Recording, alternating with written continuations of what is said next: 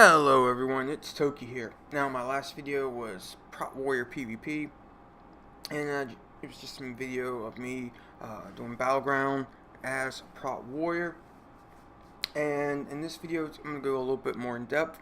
I'm going to cover the talents I use from both the main talent tree and the honor talent trees, and why I use those talents and how I use them, and go over my rotation. Alright, let's start off with the main talents.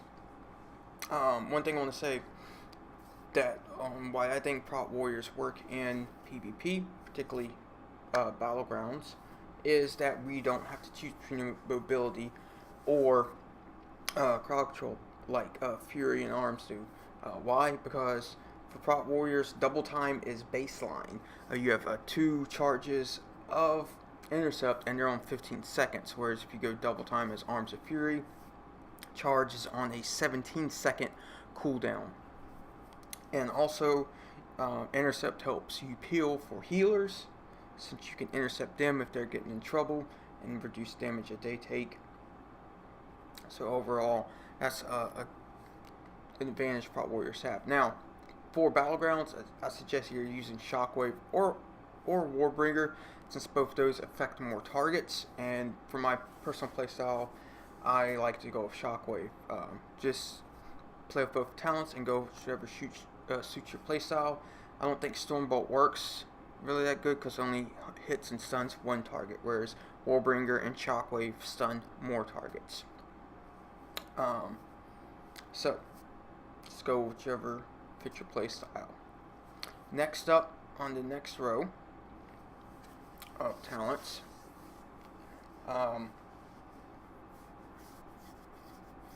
I go with Impending Victory, and this replaces Victory Rush.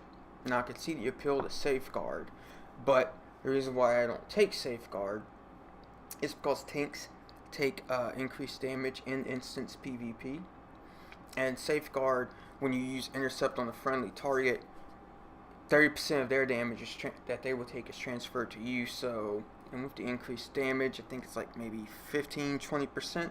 I forget how much it is that tanks take in instance PvP. I don't like to use Safeguard. And like I said, Impending Victory replaces Victory Rush, and it makes it an attack. They only cost 10 rage. And you already have a lot of rage in instance PvP where you can use abilities. So I like Safeguard. Impending Victory, because, like, for example, say my health is getting a little bit low. I'm in a battleground, have enough rage to spend to use Impending Victory, so I can attack the target and refund some health, and combine that with Ignore Pain. I can get myself back up and stay in the fight. Also, you kill an enemy that grants experience or honor. You're in battleground, you're gonna get honor. Resets the cooldown of Impending Victory. There are times you can take out a target, and say you use Impending Victory to help keep your health up, and your target is low on health as well. You use Impending Victory, you get some health back, you attack target, say the target dies, cooldowns are set, you can move to the next target, use Impending Victory. Next row, I go with Renewed Fury. I can see the appeal of Avatar. 20% increased damage 20 seconds, breaks snares and roots. But why I like Renewed Fury is Ignore Pain enrages you, increases all damage you deal by 10% for 6 seconds, so you have more uptime on it. Basically, you use Ignore Pain, you get that little 6-second enrage, whereas Avatar has a 1.5 minute cooldown. And in instance PvP, or PvP in general, you can be using Ignore Pain when your health gets low to help keep your health up, your hit points up, and stay in the fight. And I feel like there's more burst potential from that 10% increased damage that you get from Renewed Fury than you would if you were to take Avatar. I know it's only 10% increased damage and it's only 6 seconds, but you can be using it more often, so there's more potential for burst damage, and that goes into your auto attacks from using Devastator, Shield Slam, and other abilities. And overall, next up, Bounding Stride. I really like this talent because it puts Heroic Leap on a 24-second cooldown. Also increases your run speed by 70% for a short amount of time. And this overall, it's going to give you more gap closers. You have intercept on that's on 2 charges, so you have double time baseline. You have 24-second heroic leap. You have more gap closers. Say if you're carrying the flag in like Warsong Gulch, you can get to the cap point a lot quicker. And I really like that. Crackling Thunder is another good talent that you can use. Just pick whatever you like there between these two, because you're going to get more AoE damage at Crackling Thunder because it increases the radius of Thunderclap by 70%. And then Warlord's Challenge, I don't think that's useful at all in PvP. Now, the next row of talents, as you can see, I go with Devastator. Increases the damage of your auto attacks, as well as your auto attacks generate 5 rage. I can see the appeal of why some people they want to pick Indomitable. More HP, more damage ignored by ignored pain. But here's the other thing: tanks, their HP is reduced a bit in PvP, in instance PvP, and Devastator, I feel overall helps with the damage. Now, as a Prot warrior, you're not going to be topping the damage charts in a battleground. It's just the way it is with any tank, really. You're not a damage dealer. You're not a DPS class. You're a tank. Devastator helps you deal more damage because it increases the damage of your auto attacks, which you're always auto attacking in PvP, for one thing, and it's just a more constant sustained damage. Let's go. That little bit damage increase from Devastator is going to be an overall better benefit for your team. And also, Devastator, you constantly generate 5 rage. I really like that. I really like Devastator as a talent, and it's really good talent for running battlegrounds. And aside from battlegrounds, I run Mythic plus Dungeons, and I use Devastator for that, and it works really well. Next up, Booming Voice. Demo Shout generates 60 rage, and it also increases damage that you deal to the affected target by 20%. So you Demo Shout a target, you get 60 rage, and you're going to be dealing 20% more damage to the affected target. I really like this talent. It's really good in PvP, as well as it synergizes really well with an honor talent that we'll get to in a bit. But yeah, this row, Booming Voice. And then the final row, I can see about some people want to use Heavy Repercussions. A little bit more damage from Shield Slam, but I really like Anger Management. Because Anger Management, every 10 rage you spend reduces the cooldown of Demo Shout, Shield Wall, and Last Stand by 1 second. Now, that's more of reducing the cooldown of Demo Shout than it is Shield Wall or Last Stand, because Shield Wall or Last Stand, those are like my oh shit I'm in trouble buttons in PvP. My health's getting low, I need to stay in the fight. I'll hit Shield Wall or Last Stand, or maybe even both of them. And I'm not really concerned about reducing the cooldown of them, because some maps you might even use Last Stand or Shield Wall. Some you might only use it once, twice at the most, if you use Last Stand or Shield Wall in a BG. But mainly I go for Anger Management to have more uptime on Demo Shout and reduce its cooldown and keep Demo Shout up on the targets. Alright, those are my the talents that I've selected from the main talent tree. And so next up, we're going to look at the honor talents.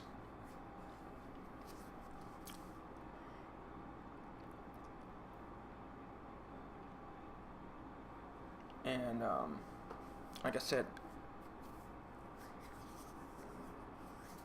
alright, the first row, just pick what suits your playstyle. I go with adaptation.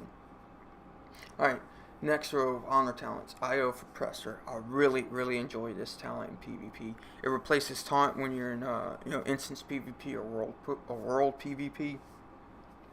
And basically what it does, Oppressor, it increases the damage dealt on the target by 5%. And it stacks. Say you charge an enemy target in the battleground, you pop Oppressor on them. One or two of your teammates come up, they attack that target, so that target's taking more damage. It's 5% for it stacks up to 5 times, and it's 5% per target that's attacking that target. Say you pop Oppressor on an enemy healer, and it's you and two of your teammates attacking the enemy healer. The enemy healer's taking 15% increased damage. So, or say if it's 5 of you attacking a target, it's 25% increased damage that target's going to take. I really enjoy that. That helps a lot in PvP. Helps your team a lot. And like I said, as a tank in PvP, you're a support role, and Oppressor offers a lot of support. Helps keep down enemy healers, helps keep down enemy DPS. Really good. Next up, I go with Sword and Board. Basically, shield block is up, increase the damage of shield slam. I could see why some people would go Mass Spell Reflect, because all the spells are reflected by you and your teammates. But I go with regular Spell Reflect simply because Mass Spell Reflect, it's only up for 3 seconds, whereas Mass Spell Reflect, it only reflects spells for 3 seconds, while regular Spell Reflect reflects spells for 5 seconds. Only time I would use Mass Spell Reflect is if there's the enemy team in the BG has a lot of casters. Like maybe he only has like 3 melee and the rest and a healer or 2 and the rest are all casters. Then I would use Mass Spell Reflect. But usually go to a BG. You have a few mages, a few warlocks. There's usually enemy teams usually not too heavy on casters. Maybe you got a couple of boomkins, but overall, I like Sword and Board. Next up, Disarm. This is a great talent against melee. Every time I use it on the melee, they run away, waiting for those 6 seconds for their weapon to come back, and it's great. I love it. It's basically kind of a stun to melee classes. And say you intercept someone that's a melee that's attacking your healer, disarm them, bam. Another great thing I like about Disarm is you can disarm a Holy Paladin since they use a big 2-handed hammer as their artifact weapon, and that helps interrupt their healing, which is really great. Next up, Morale Killer. And like I said, Morale Killer synergizes really great with Booming Voice because it reduces the cooldown of Demo Shout by 60 seconds, and also all targets are affected. So you use Demo Shout, your entire team's going to do 20% more damage to the targets that are affected with Demo Shout. Really great. And that's another reason I go with Anger Management, because you have more uptime on Demo Shout. And Morale Killer is, in my opinion, the best talent in this row of honor talents, that helps your entire team out. Now, the bottom row of talents is talents that will annoy the shit out of the enemy team. Thunderstruck, Thunderclap now snares all targets for 1 second. Then you have Warpath. When you land for Heroic Leap, all targets in the affected area are stunned for 3 seconds. And then, there's my personal favorite, Dragon Charge. You run fast as hell like a speeding locomotive towards enemies, and all enemies in your path take so much physical damage and are knocked back. Now, obviously, this is a great talent for maps like Eye of the Storm, where there's an abyss that the enemy can fall down to their deaths. And it really works great for helping your team hold mid in Eye of the Storm. And you can really choke the other team on one side of the bridge if you keep using Dragon Charge and knocking them back. And keep them away from the flag. Some other great uses for Dragon Charge. You can Dragon Charge healers and keep them out of line of sight of their team, which is something I really love to do in Battleground. I see a healer, I Dragon Charge a healer, knock them back. They're not in line of sight of their DPS, so their DPS isn't getting healed. Your team's attacking DPS. Maybe it's you and one or two other players are attacking this healer. You put a pressure up on the healer and keep Dragon Charge up on that healer. They're going to go down and their team's not going to get any heals. Another great thing, of course, if you're on the Rafi Basin, for knocking fuckers down off the lumber mill, it's great. But another great thing in maps like a Rafi Basin, say your team goes and gaps the blacksmith, and then you have someone from the other team that wants to come and try to take the blacksmith.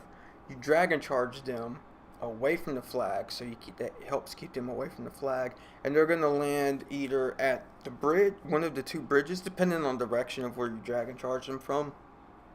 They're either going to go land in the water around the blacksmith, or they're going to land at one of the two bridge entrances of the blacksmith. But either way, you're keeping them away from the flag.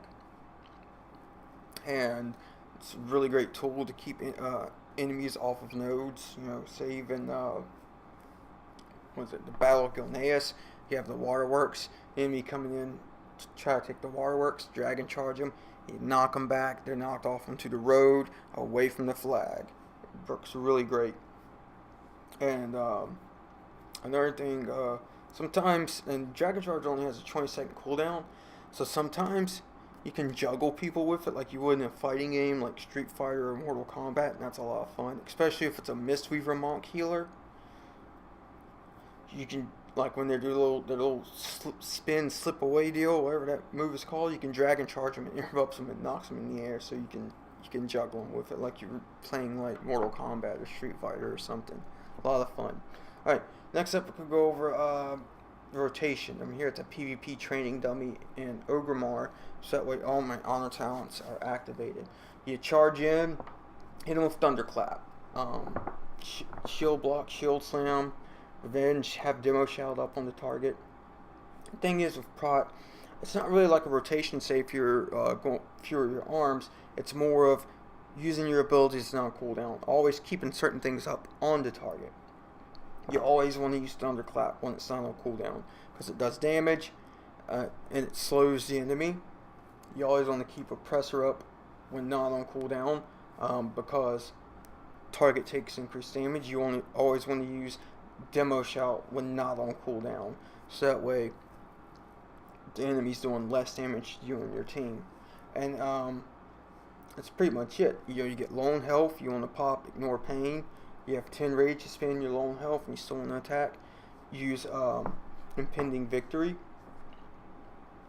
And when Shield Slam or Revenge procs, you want to hit them. And that's pretty much it. And you have the rage. Spend it to use Revenge on the target, because Revenge is like it's a cleave, so it'll hit multiple targets. And you shield block when not on cooldown, and some clutch oh shit moments. You want to use Last Stand and Shield Wall. Alright, that's it for the rotation, and it's pretty much, like I said, prioritizing your abilities, always keeping Demo Shout up, Oppressor up, and Thunderclap on the enemy, as well as using abilities that procs or are not on cooldown, such as Shield Block, Shield Slam, Revenge. And that's pretty much it. In the next part of the video, it's just some clips from me and some BGs. So I hope you enjoy that, and I hope you like this video. If you do, hit that like button and subscribe, and let's get into some BGs.